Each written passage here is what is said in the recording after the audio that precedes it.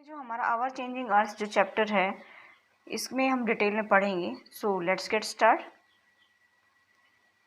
हमारी बदलती पृथ्वी के बारे में पढ़ेंगे। आवर चेंजिंग अर्थ, हमारी बदलती पृथ्वी। The lithosphere is broken into a number of plates known as lithospheric plate. You will be surprised to know that these plates move around very slowly, just a few millimeters each year. This is because of the movements of the molten magma inside the earth. The molten magma inside the earth move in a circular manner, yes, as shown in the activity. यानी कि lithosphere मतलब होता है स्थलमंडल। स्थलमंडल जो है अनेक प्लेटों में बटा हुआ है, ठीक है, जिन्हें स्थलमंडलीय प्लेट कहा जाता है। आपको ये भी जानकर के आश्चर्य होगा कि you will be surprise to know that these plates move around very slowly, यानी कि आपको जानकर ये आश्चर्य होगा कि ये प्लेटें जो हमेशा धीमी गति से चारों ओर घूमती रहती हैं। Just a few millimetre each years, यानी कि ये जो कुछ ही मिलीमीटर्स प्रत्येक वर्ष घूमती है, कुछ ही मिलीमीटर तक। और this is because of the movement of molten magma inside the अर्थ। और जो पृथ्वी के अंदर जो द्रवित जो मैग्मा है उसमें होने वाली गति के कारण ऐसा होता है। The molten magma inside the earth moves in a circular manner as shown in the activity, यानी कि पृथ्वी के अंदर जो द्रवित मैग्मा है वो एक वृत्तीय रूप में घूमता रहता है, सर्कुलर मैनर में घूमता रहता है, जैसा कि इसमें दिखाया जाता है आगे कि किस तरह से वो, आगे हम देखेंगे कि किस तरह से वो घूमता है। ठीक है, आगे देखिए। The movement of these plates because cause changes on the surface of the earth. The movement of these plates cause changes on the surface of the earth. The earth movements are divided on the basis of forces which cause them. The forces which act in the interior of the earth are called as endogenic forces, and forces that works on the surface of the earth are called exogenic forces. यानी कि प्लेटों की इस प्रकार की जो गति के कारण पृथ्वी की सतह पर परिवर्तन होता है और पृथ्वी की गति को उन के फोर्सेस यानी कि बलों के आधार पर बांटा गया है। ठीक है, और ये जो जिनके कारण क्या होता है कि गतियाँ पैदा होती है, इसमें अर्थ मूवमेंट करती है, ठीक है, गतियाँ पैदा होती है जो बल पृथ्वी के आंतरिक भाग में घटित होती हैं। The forces which act in interior of the earth are called as endogenic forces, यानी कि जो पृथ्वी के आंतरिक भाग में घटित होती हैं उन्हें अंतर्जनिक यानी कि एंडोजेनिक फोर्सेस कहते हैं। And the forces that works on the surface of the earth are called exogenic forces, यानी कि जो बल पृथ्वी की सतह पर पैदा होते हैं उसे बहिर्जनिक यानी एक्सोजेनिक फोर्सेस कहते हैं। ठीक है, आगे देखिए। इसमें ये बता रखा है कि अर्थ जब मूवमेंट करती है तो ये एंडोजेनिक फोर्सेस और एक्सोजेनिक फोर्सेस, ठीक है, आंतरिक भाग में घटित होने वाले तो एंडोजेनिक, और जो बाहर पृथ्वी की सतह पर घटित होने वाले जो पैदा होते हैं जो बल, वो क्या आती है, एक्सोजेनिक फोर्सेस। ठीक है, अब आगे देखते हैं। इसमें endogenic forces sometimes produce sudden movements and at the other times produce slow movements. Sudden movements like earthquakes and the volcanoes cause massive destructions over the surface of the earth. यानी कि endogenic forces हैं, sometime कभी कभी देखती हैं कि जो अंतर्जनित जो बल होती हैं वो कभी धीमी गति पैदा करती हैं तो कभी तेजी गति से वो तेज गति पैदा करते हैं। तो ज्वालामुखी जो होती है और जो भूकंप जैसी जो आकस्मिक यानी कि अचानक से होने वाली गति के कारण, आकस्मिक गति के कारण पृथ्वी की सतह पर अत्यधिक हानि पहुंचाती हैं। ठीक है, तेजी से और धीमे जब गति होती है। ठीक है, A volcano is a vent opening in the earth crust through which molten materials erupt suddenly. ज्वालामुखी जो है भूपर्पटी पर खुला एक ऐसा छिद्र है, वेंट ओपनिंग, मतलब ब्रैकेट में लिखा है ओपनिंग। तो ये क्या बताया है, इसमें ऐसा छिद्र होता है जिससे पिघले हुए जो पदार्थ है वो अचानक से क्या होता है कि बाहर निकलती हैं, जैसे आप देख रहे हो इसमें। ठीक है, तो ये क्या है, एक वोल्केनो है, ज्वालामुखी है, ये क्रस्ट है, ये मेंटल है, ये मैग्मा चैम्बर है। ठीक है, और ये लावा निकल रहा है ये। ठीक है, ये वेंट है यानी कि खुला एक ऐसा छिद्र है, ओपनिंग। अब देखिए आगे कि similarly when the lithospheric plate move, the surface of the earth vibrate. The vibrations can travel all around the earth. These vibrations are called earthquakes. The place in the crust where the movement starts is called the focus. The place on the surface above the focus is called the epicenter. Vibrations travel outwards from the epicenter as waves. Greatest damage is usually closest to the epicenter and the strength of the earthquakes decreases away from the center. यहाँ पे क्या बताया गया है कि जो स्थलमंडलीय जो plate हैं उनकी गति के कारण पृथ्वी की सतह पर क्या होता है कि कंपन होता है, ठीक है, वाइब्रेट्स करती है, अर्थ वाइब्रेट होती है, और ये कंपन जो है पृथ्वी के चारों तरफ गति करता है. The vibration can travel all around the earth, ठीक है. और इस कंपन को ही हम लोग क्या बोलते हैं, इस कंपन को हम क्या बोलते हैं बताइए, earthquake. These vibrations are called earthquakes, इनको भूकंप कहते हैं. और the places in the crust where the moment start is called focus. और जहाँ पर ये भूपर्पटी के नीचे वह स्थान जहाँ से कंपन शुरू होता है उसे उद्गम सेंटर बोलते हैं, यानी कि जिसको क्या बोलते हैं, the place in the crust where the moment start is called focus, उद्गम केंद्र बोलते हैं, ठीक है. ये फोकस पॉइंट है, देखिए ये क्या है, फोकस है, ये क्या है, फोकस है. This is where the earthquakes occur, it is the origin of the seismic energy. यानी कि जो भूपर्पटी के नीचे वह स्थान जहाँ से कंपन शुरू होता है उसको क्या बोलते हैं, उद्गम केंद्र बोलते हैं, ठीक है. अब इसमें आगे क्या बताया है कि आगे बताया है कि जो the place on the surface above the focus is called the epicentre. अब एपिसेंटर देखिए कहाँ पर है, एपिसेंटर, ये एपिसेंटर है. जब पृथ्वी पर ऊपर आता है ये, तो ये इसको क्या बोलते हैं, अधिकेंद्र बोलते हैं, ठीक है. Vibrations travel outwards from the epicenter as waves. Greatest damage is usually close to the epicenter and the strength of the earthquakes decreases away from the center. यानी कि जब क्या बताया इसमें कि अधिकेंद्र से जब कंपन बाहर की ओर तरंगों के रूप में जब गमन करता है तो क्या होता है कि अधिकेंद्र के निकटतम भाग में सर्वाधिक हानि होती है. और अधिकेंद्र ये है, ठीक है, एपिसेंटर जिसको बोलते हैं, यहाँ पर बहुत ज़्यादा हानि होती है, नुकसान होता है. और अधिकेंद्र से जो दूरी बढ़ने के साथ साथ में क्या होता है कि भूकंप की तीव्रता धीरे धीरे कम हो जाती है. जैसे दूर बढ़ेगी तो उसकी तीव्रता जो है कम हो जाएगी, ठीक है. आगे देखिए, Although earthquakes cannot be predicted, the impact can certainly be minimized if you are prepared beforehand. Some common earthquakes predictions method adopted locally by peoples include studying animals' behaviors. Fish in the ponds get agitated, snakes come to the surface. यानी कि भूकंप की जो भविष्यवाणी संभव नहीं है, ठीक है, पहले से तैयार हो तो क्या होगा कि हम इसके प्रभाव को हम निश्चित रूप से कम कर सकते हैं. सम कॉमन अर्थक्वेक्स, यानी कि देखिए यहाँ पर क्या बताया, predictions method adopted locally by peoples including studying animals behaviours, fish in the ponds get agitated and snakes comes to the surface. यानी कि स्थानीय लोग कुछ सामान्य तरीकों से क्या करते हैं, भूकंप की संभावना का जो है अनुमान लगाते हैं. और इस अनुमान से क्या होता है कि जैसे अनुमान कैसे लगाते हैं कि जैसे तालाब में मछलियाँ होती हैं, स्नेक्स जो हैं कम आउट होते हैं, बाहर निकलते हैं सरफेस से, ठीक है. तो इस तरह से पता चल जाता है कि कुछ न कुछ अनहोनी होने वाली है. और देखिए आगे, मेजर लैंडफॉर्म्स के बारे में जब पढ़ेंगे तो इसमें क्या बताया गया है कि मुख्य स्थलाकृतियाँ कि दी लैंडस्केप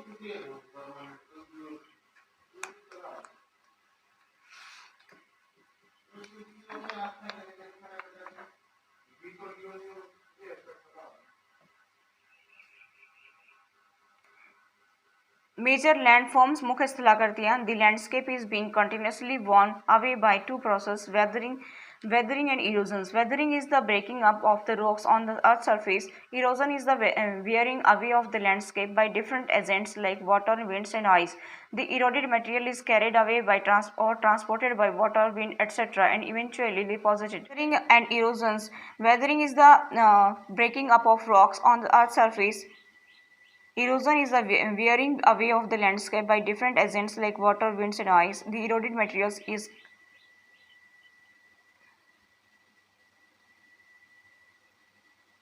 eventually deposited.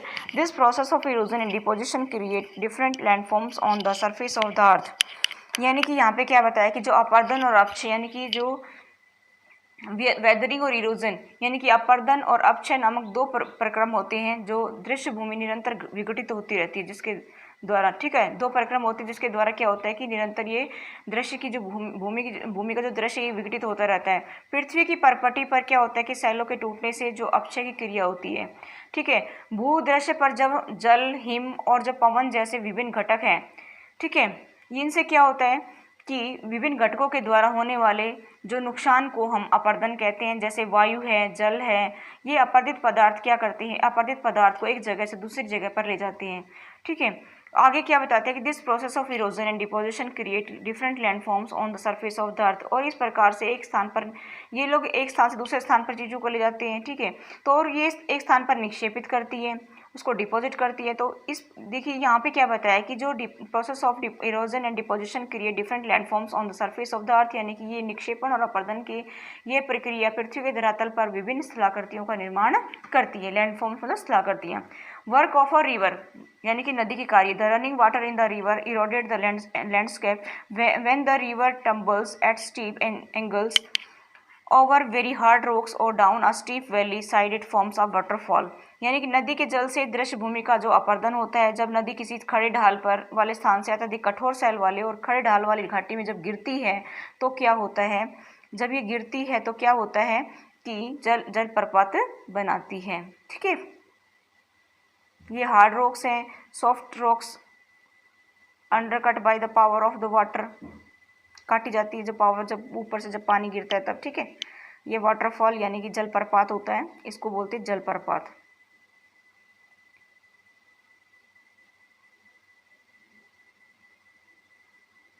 ठीक है, आगे देखिए इसमें, as the river enters the plains it twist and turns forming large bends known as meanders. Due to the continuous erosions and deposition along the side of the meanders, the end of the meanders loops comes closer and closer. ठीक है, in due course of times the meanders loops cut off from the rivers and forms a cut off lakes, also called an oxbow lakes. At times the rivers overflows its banks. This led to the flooding of the neighboring areas.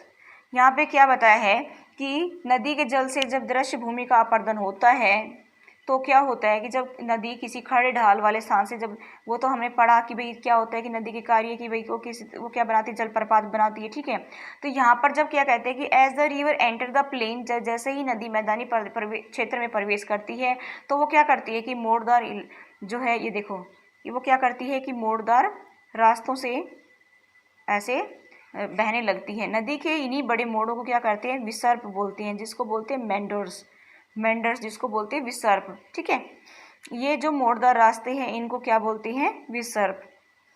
Due to continuous erosion deposition along the sides of the meanders, the end of the meanders loops come closer and closure.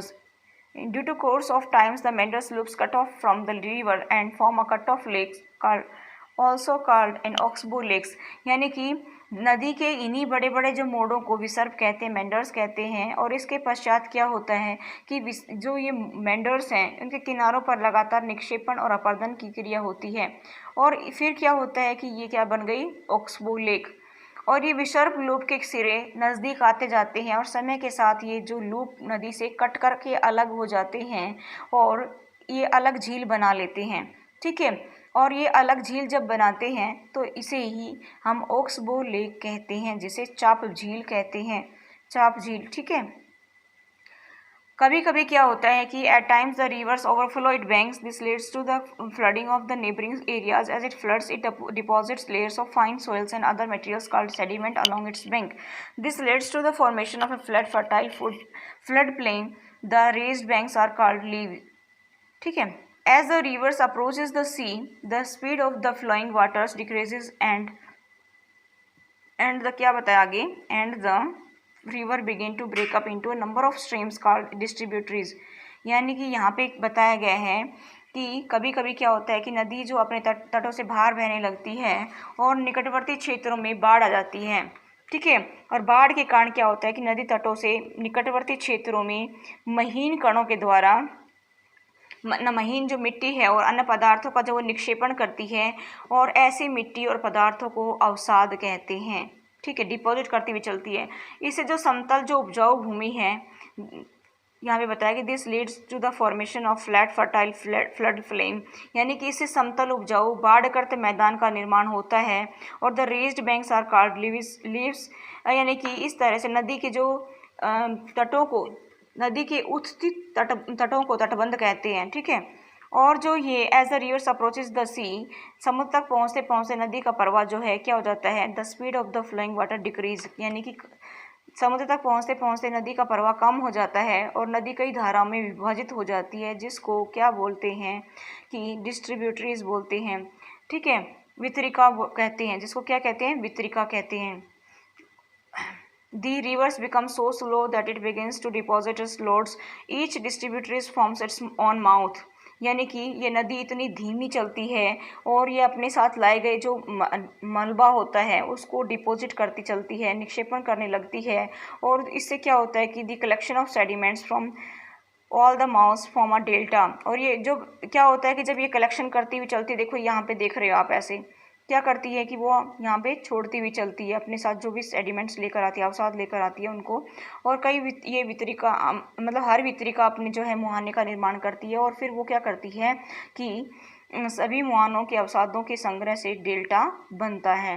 ठीक है, यहाँ पर सभी जगह क्या होता है कि जो अवसाद जो लाते हैं वो रुकते हुए चलते हैं और फिर ये अपनी अपनी जगह से क्या होते हैं कि एंटर कर जाती है और सभी मुहानों के अवसादों से के संग्रह से ही क्या बनता है। आगे देखिए इसमें the work of sea waves.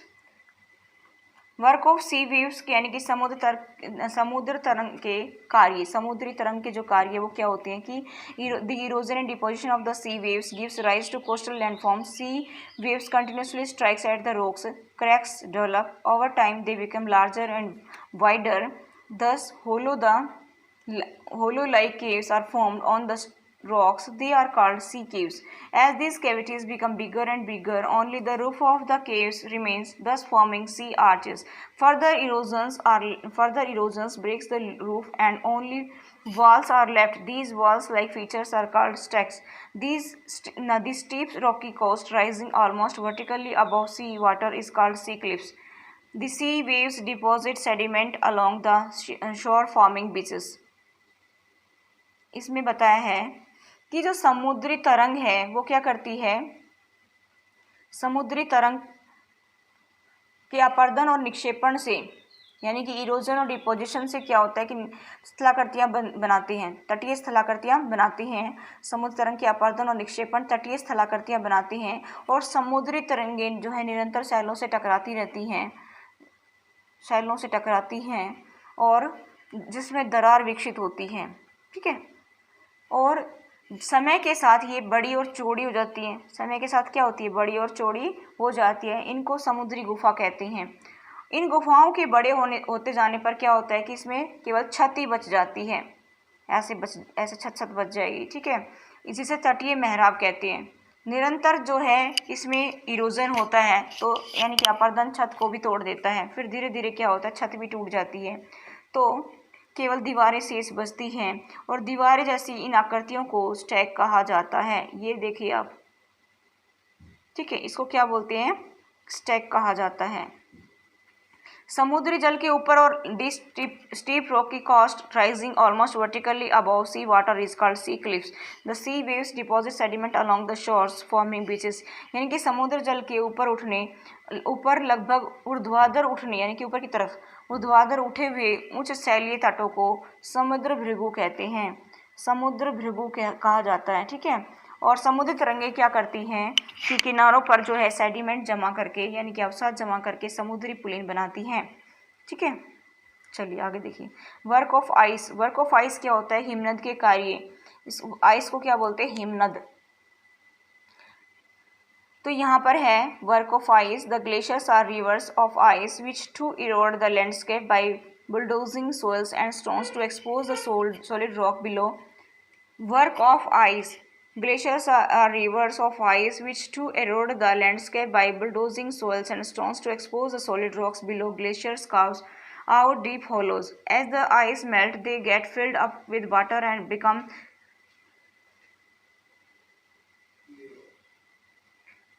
Glacier carves out deep hollow. As the ice melt, they get filled up with water and become beautiful lakes in the mountains. The material carried by the glacier, such as rocks big and small, sand and silt, gets deposited. These deposit forms glacial moraines. हिमनद के कार्य यहाँ पर हम पढ़ेंगे तो क्या पढ़ेंगे कि जो glaciers are rivers of ice, यानी कि हिमानी बर्फ़ की नदियाँ होती हैं, हिमनद या हिमानी बर्फ़ की नदियाँ होती हैं। और ये हिमनद अपने नीचे की जो कठोर चट्टानें हैं, चट्टानों से जो गोलास्मी मिट्टी या पत्थरों को अपरदित कर देती है। ठीक है, गोलास्मी मिट्टी जो है और पत्थरों से जो भूमि का जो दृश्य है, भूदृश्य जो है उसका अपरदन, यानी कि उसको काटती हुई मतलब काट करके करती है। ठीक है, और जो ये हिमनद है या बर्फ़ की नदियाँ हैं, ये गहरे गर्त बनाती है, जहाँ जहाँ से जाती हैं तो क्या करती है, गहरे गड्ढे बनाती हैं। पर्वतीय क्षेत्र में बर्फ़ पिघलने से उन गर्तों में जल भर जाता है। ठीक है, और फिर क्या होता है कि ये सुंदर झील बन जाती हैं, सुंदर झील बन जाती हैं। और हिमनद के द्वारा लाए गए पदार्थ जैसे छोटे बड़े सेल, ठीक है, और तलछट मिट्टी निक्षेपित होते हैं। ये जो निक्षेप हैं, ये डिपॉजिट हैं, निक्षेप जिसको बोलते हैं डिपॉजिट को, ये जो डिपॉजिट हैं ये हिमोड का निर्माण करती हैं। ग्लेशियल मोरेन जिसको बोलते हैं हिमनद हिमोड, हिमनद हिमोड जिसको क्या बोलते हैं, हिमनद हिमोड का निर्माण करती हैं। ठीक है, आगे देखिए इसमें work of wind. Work of wind यानी कि हवा के क्या कार्य हैं, यानी कि पवन के क्या कार्य हैं। Have you ever visited a desert, try to collect some pictures of sand dunes. An active agent of erosion and deposition in the deserts is wind. In deserts you can see rocks in the shape of a mushroom, commonly called mushroom rocks. Winds erode the lower section of the rock more than the upper parts. Therefore, such rocks have narrower base and wider tops. When the winds blow, it lifts and transports sands from one place to another. When it stops blowing, the sand falls and gets deposited in low hills like structures. These are called sand dunes. When the grains of sands are very fine and light, the winds can carry it over very long distance. When such sand is deposited in large area, it is called loess. Large deposit of loess is found in China. यानी कि क्या आपने कभी रेगिस्तान देखा है? Try to collect some pictures of sand dunes. तो आपको क्या करना चाहिए कि सैंड डून्स की कुछ पिक्चर्स कलेक्ट करनी चाहिए ताकि आपको और अच्छे से आपको उसके बारे में जानकारी मिलेगी। On active agent of erosions and deposit in the deserts is wind, यानी कि रेगिस्तान में पवन निक्षेपण और अपरदन का प्रमुख कारक है। और रेगिस्तान में आप देखिए, रेगिस्तान में आप क्या देखेंगे कि ये desert you can see rocks in the shape of mushroom. Mushroom देखा है आपने? मशरूम छतरी के आकार का होता है, जिसको बोलते सांप की छतरी बोलते बच्चे। ठीक है, तो बच्चों ये सांप की छतरी के आकार का होता है, जिस तरह से इधर इसको बोलते छत्रक सेल। ठीक है, पवन सेल के ऊपरी हिस्से की अपेक्षा निचले हिस्से को आसानी से काटती है। अब इस टाइप का होगा ये यूं छतरी के जैसा, तो क्या होगा कि ऊपरी हिस्से की बजाय निचले हिस्से को से काटती है। और पवन मतलब पवन हवा, ऐसे सेल के आधार जो है संकीर्ण और शीर्ष विशाल होते हैं। ठीक है, जब हवा चलती है तो ये अपने साथ रेत को एक जगह से दूसरी जगह पर पहुंचाती है। जब हवा का बहाव रुकता है तो ये रेत गिरकर छोटी पहाड़ी का निर्माण करती है। छोटी पहाड़ी का निर्माण करती है। क्या करती है? छोटी छोटी पहाड़ियों का निर्माण करती है। और इनको बालू टिब्बा कहते हैं। ये आप देख सकते हैं, ये बालू के टिब्बे बने हुए हैं। और जब बालू कण महीन और हल्के होते हैं तो क्या होता है कि वायु उनको उठा करके बहुत दूर ले जा सकती है, क्योंकि ये हल्के होते हैं। और जब ये बालू कण जो विशाल क्षेत्र में निक्षेपित हो जाती है, यानी कि डिपॉजिट हो जाते हैं, तो क्या होता है, तो इसे लोएस कहते हैं। और लोएस जो है आप देख सकते हैं कि लोएस जो है वो चीन में विशाल लोएस निक्षेप पाए जाते हैं। चीन में क्या पाए जाते हैं? विशाल लोएस निक्षेप पाए जाते हैं। ठीक है, that's all for today. Thank you.